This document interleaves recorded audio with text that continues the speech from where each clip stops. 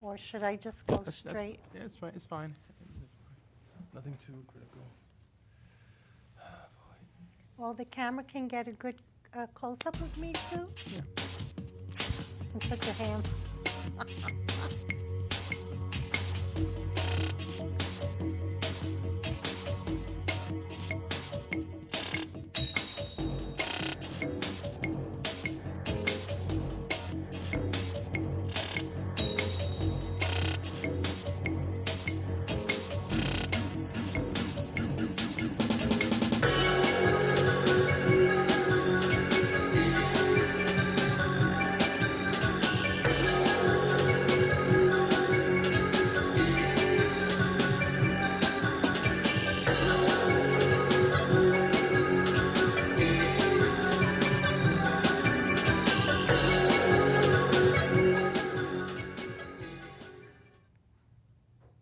Hi, my name is Brian LaPayower, and this is LaPayower Reports.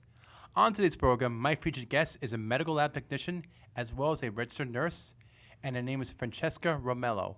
But before we get on today's show, back in May 20th of 2015, I was a guest on the Cyclone Variety Show, and I was featured as a cop. The Cyclone Variety Show, it's a non-for-profit program. It's taped out of Brooklyn, New York at Brooklyn Public Television. So I want to give the special thanks to the producer, Cyclone. Okay? And now let's get on to today's guest, Francesca Romolo. Francesca, welcome to the program. Thank you. Thank you. It's an honor to be here. Wow, your 50th Yes, show. this Your is 50th this anniversary. Well, not 50th anniversary. This is the 50th episode of LaPayower Reports.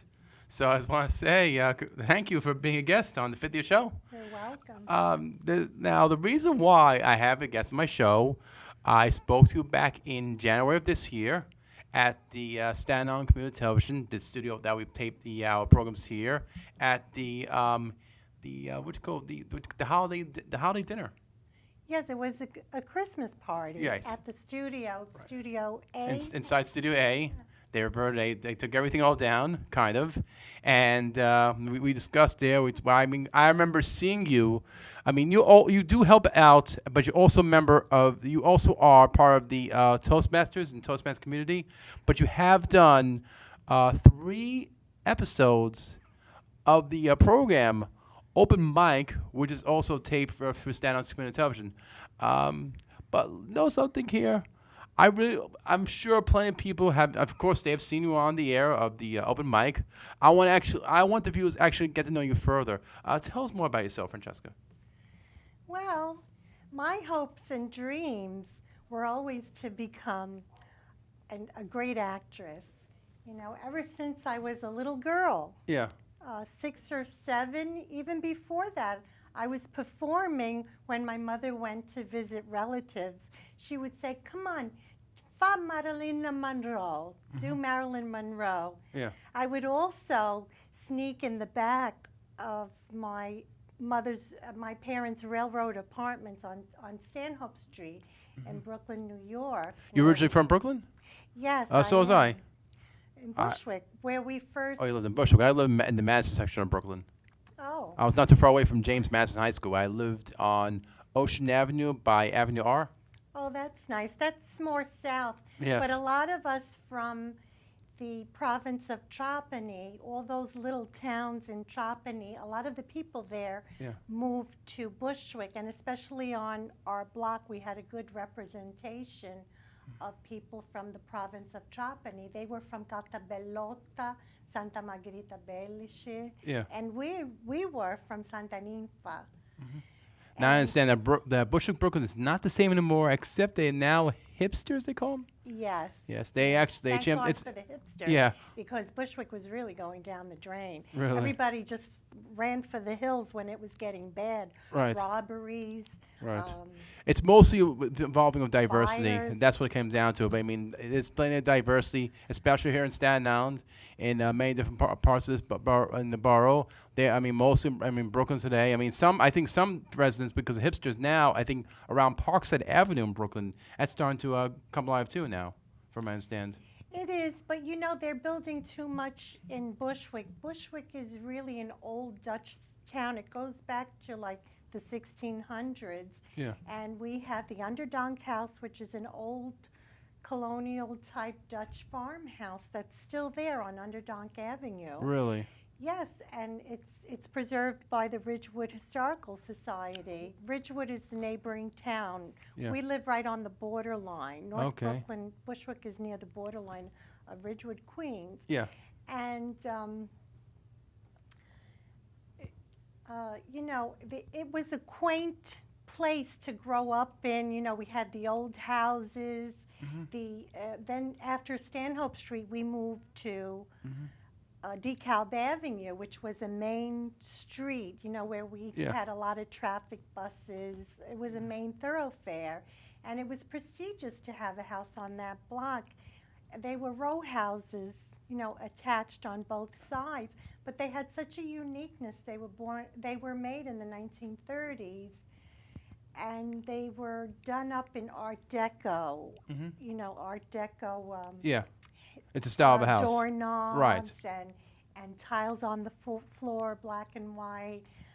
So now these developers are coming in and they want to knock down and get rid of all this history and nostalgia, Yeah. which I think should be preserved. And they're offering homeowners Right. a ton of money to knock down their house Yeah. and make a skyscraper. And Bushwick really isn't a place to have a big skyscraper where No. it blocks your view Yeah. of New York City. Oh, of course. Because you can see from the carbines, now it's a track and field for Grover Cleveland High School. Yeah. Across the street, we were able to see the skyline. You with went to the Grover. Empire You went to Grover. State You went to Building. Grover Cleveland High School in Brooklyn. Yes, I did. I didn't want to go to Bushwick High Right. School because it was a tough high school, and I've heard of very bad violence going on there. I see. And I had just come from a school that was really bad. I mean, I was bullied, and you know, gangs would always torture me, wait for me outside, and you know, it was awful. So I said, I don't want to go through this again. I'm glad I made it out alive at 162. Really? You know? Well, yes, I had knives. The Puerto Rican girl gangs, they used to wait for me My outside. God. I didn't even know what I did. You know, just being there, just existing. Right. I only went to school to learn, and I had to fight. But I didn't fight because I was a little mushy, and Yeah. and bullies are manipulators. They know who to pick on. They Right. know who's going to hurt them and who's not. So they picked on me. I had long hair. I was always getting gum stuck in my hair, Oh my God. things thrown at me, and I had a knife at my throat. They were coming to school with knives, you know. And then there was another gang that, you know, another black gang that was always after me. So like, I'm like, I only came to school to learn, and me and my Italian friends, you know, we would huddle together. We were afraid. I wasn't the only one picked on. Yeah. But I think it was because we couldn't fight, Right. you know. But anyone can be anyone is a bully, you know. Women operate in gangs, and they seek someone out, and then they overwhelm that person. They wanted to knock that person down Right. because it's a reflection of how they're feeling about themselves. But, you know, at age 12, 13, I didn't know that this is what it was all about, you know. Yeah. So now I'm a nurse, and I take care of people, and I always wondered what became of these tough people, these tough girls. And, you know, if I had to, I'd have to take care of them in a situation. I was a critical care nurse, and Yeah. you know, you never should bully anyone because you don't know what they're going to become, if they're going to help you in a tough situation. We all need each other. Absolutely here. Yeah. But anyway, I wanted to tell you about, as a little girl, my hope and dream was really to be a big star. Yes. I didn't want to be a little And you star. also brought in pictures too about your modeling experience here. You Yes. you do have quite a resume here in the theater films. But before we get on to the stuff here, would you like to show the pictures?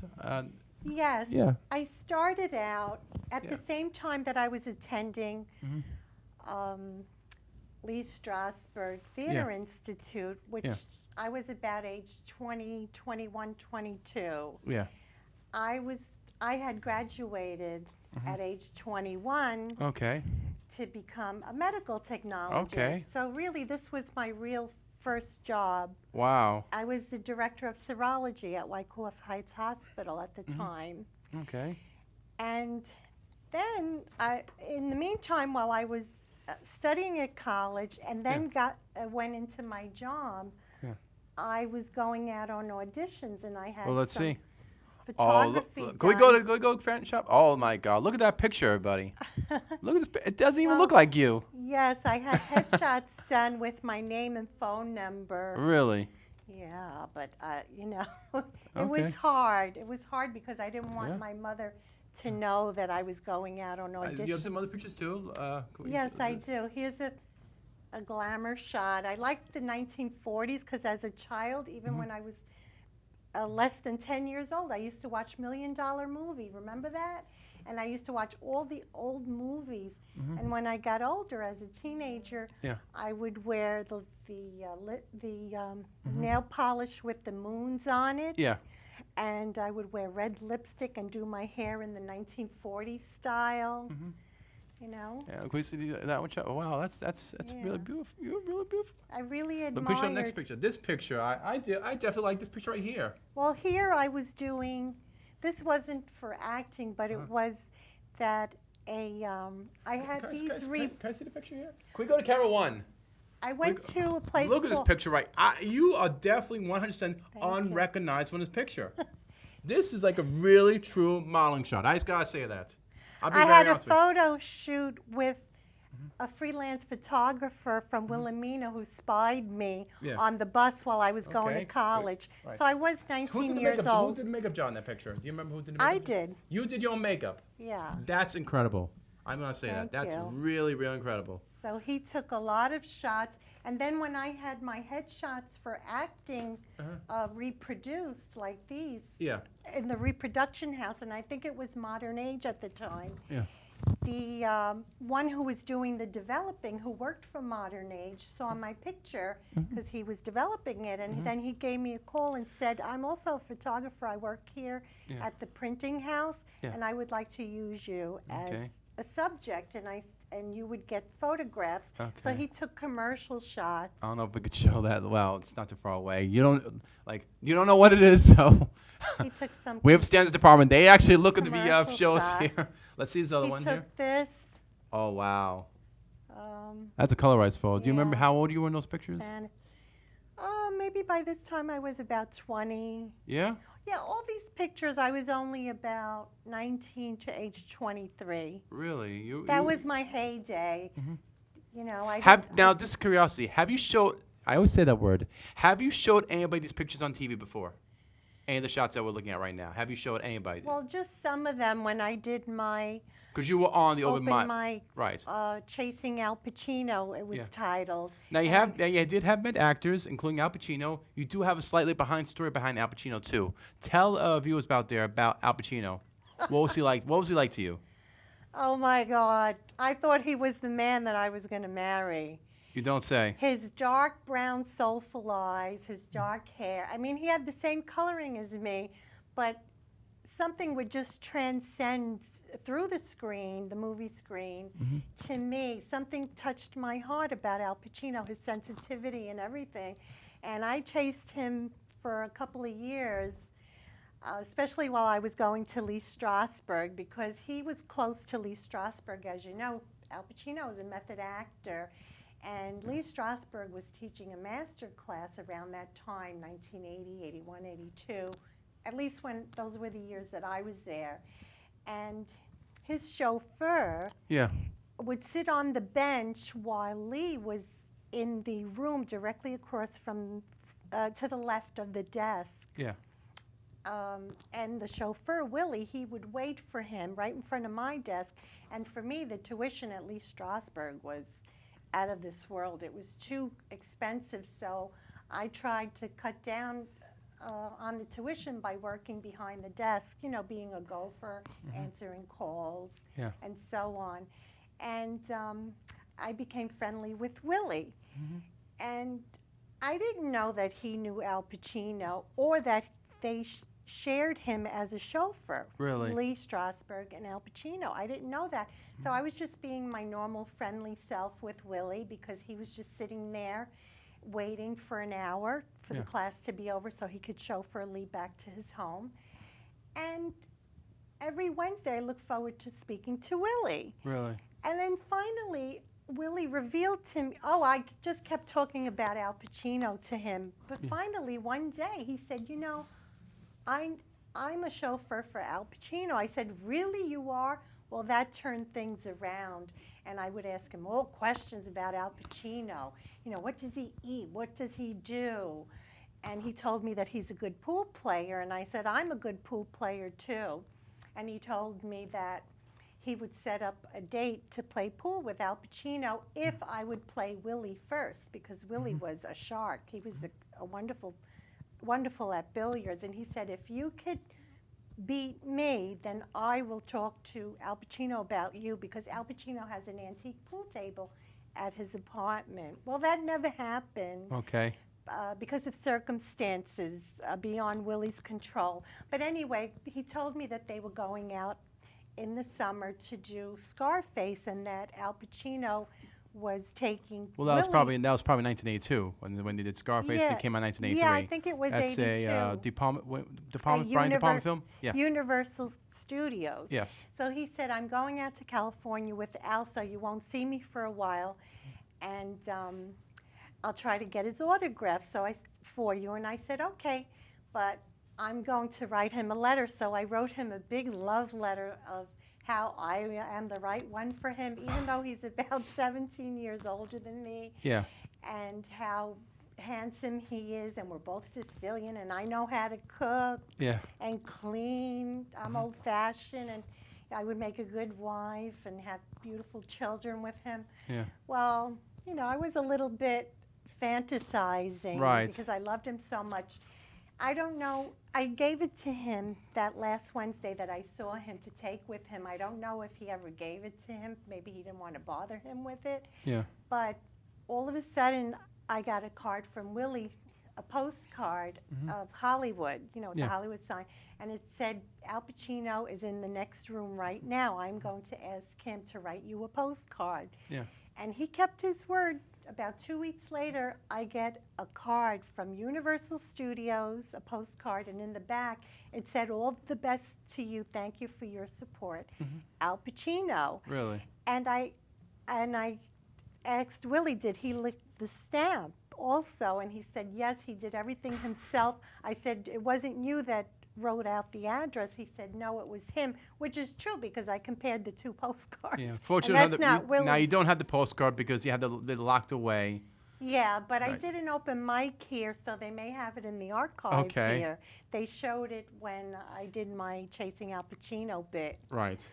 Now, also, like I said, I do see we have a resume here. Real quickly, you were in Illusions Indie by Tom Wallace. You were a compassionate nurse, Signs of Life, an extra nurse in the hallway with a ivy pole. You were in The Equalizer, also as a nurse. Brighton Beach Memoirs. Did that make the cut? Brighton Beach Memoirs, I think I'm in it. In some versions. Yeah. I mean, I think that mostly I was edited out. I can't find myself, or I think I see myself far Okay. away.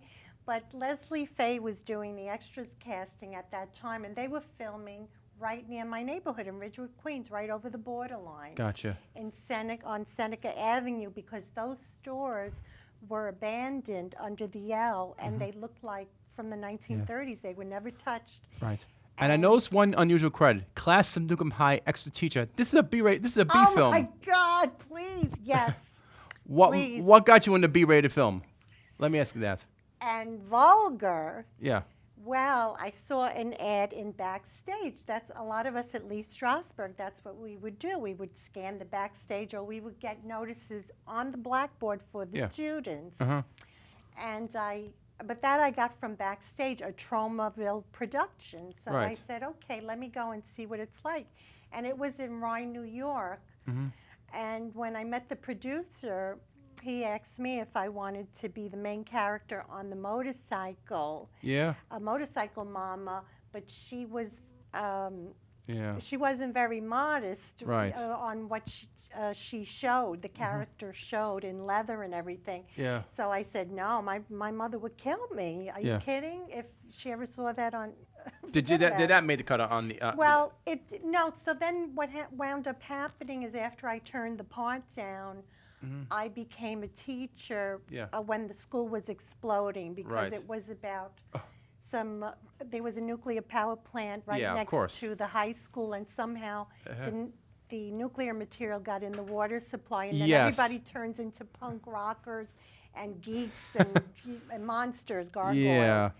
And the school explodes finally, so I'm a teacher getting the students away from the school. And then in another part, I'm a student. Okay. And I'm getting all these rocks thrown at me, but they were just painted styrofoam. Okay. So that was a lot of fun, and I'm in a lot of shots even in the beginning. So if you do watch that film, Yeah. as bad as it is, Okay. I'm in some of the shots. Now, you also are a notable Toastmaster as well.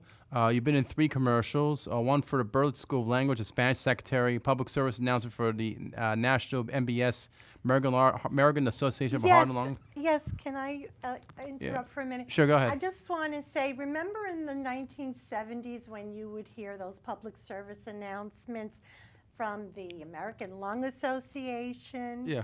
The Well, actually, it kidney- wasn't my time. But You're right, you're young, but the too- Kidney Foundation and the Heart Foundation or Association, they were a series of public service announcements. And once a week, I would go up to the tippy top of the Empire State Building. That's where NBS was, National Broadcast System. I Right. still have the ID, but Right. it's tucked away somewhere. And I would do these service announcements, and people really heard them. They heard my voice. The producers said I had a lovely speaking voice at the time. Yes. Now I'm older. Okay. But that Okay. was fun, and it was free. It was volunteer work, and I learned at the same time. Okay. Now you have special skills including fluent Italian, English, conversational Spanish. ¿Habla español? Un poquito. But I did that commercial Yeah. for No. the Berlitz School of Language for businessmen overseas in Spain. Right. It was geared towards them to learn Right. Spanish in a foreign Spanish country Right. to do business. So I was a Spanish secretary. It was more of an industrial film that they Okay. would show at the school. Now you were a singer, comedian. Do you still do Yes. comedy? I still do. A lot of people liked my first open mic Yeah. about being single and not married in a Sicilian family, which is taboo, and it's a disgrace. It's a disgrace. But it's amazing how you my survive all mother, that. Yeah. I've survived everything, but Mom knows that if I did get married, I would take her with me, but Right. it's a big disgrace because you know how important it is for Sicilian daughters to be married. So I did a whole spoof on that, a whole spiel, which was true. Everything I said in it was true. And people told me that they liked me. People reached out to me on Twitter and Facebook and told me that they could relate to it. And so then I went on to perform in churches and I volunteered at different places doing that spiel. But I'm writing other material also. Okay. Just curiosity. In the acting, how long did it take? How long in acting school? You are an actress. You were an actress. How long did it took? Like how many years or time frame did you went to school for that? You know what? I don't know if it's the same now, but in acting, it doesn't. The time doesn't really matter. Really? What matters is when you're ready. You shouldn't go too long because some people were known to be professional students. I was hanging on for about 2 years, Really? maybe 2.5 years. Until you finally got something. No, but in the meanwhile, we go out looking for work anyway because Yeah. that's a way of getting experience and fine-tuning our instrument. That's what they call it. I feel like I'm in the wrong field, but anyways. But it takes everyone. this- For everyone, it's different, and there's no degree. There's no degree. Do you But- want to so know? so basically, Sicily? if I would have got, so in other words, myself, since I'm like a producer, my own program, everything. Do you think my vocal talents will be able to help me to get into some acting job? Not maybe not. I don't know.